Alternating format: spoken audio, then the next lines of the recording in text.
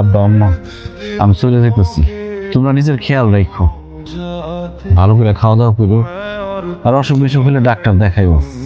টাকা নিয়ে কোনো চিন্তা করো না, আমি বিদেশে যাই তোমার লিগে টাকা পাঠাই দিব। আব্বা, পারুলের গর্ভে আমার সন্তান, তোমরা পারুলের যত্ন নিও।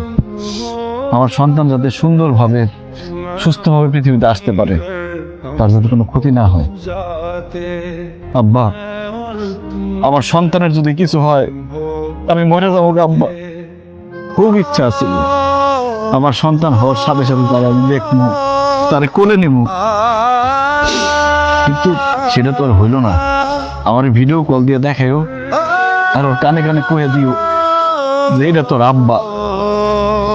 আমার জন্য তোমরা দোয়া করো, আমি যদি বাইসে আবার দেশে ফিরতে পারি, আমার সন্তানের মুখটা দেখতে পারি, আমার সন্তানের মুখে বাবা ডাকটা শুনতে পারি।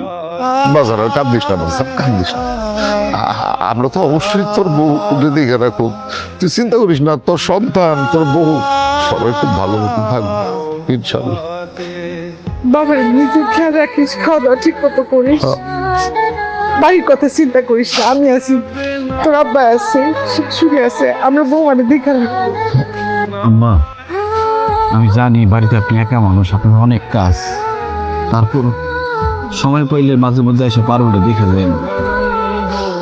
পারুলের যদি কোনো সমস্যা হয় আমার আব্বা আম্মা তো আমাকে জানাইব না।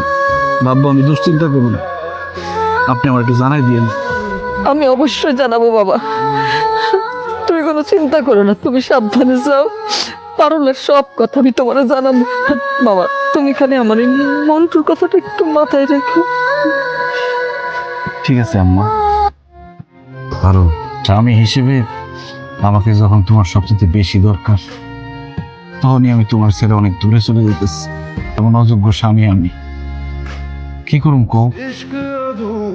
আমাকে প্রবাসী জীবনটাই আমি, ছুটি শেষ হয়ে গেলে সব ফালায় চলে যেতে হয়, সবার মুখে হাসি ফোটানোর জন্য, সবাইকে ভালো রাখার জন্য।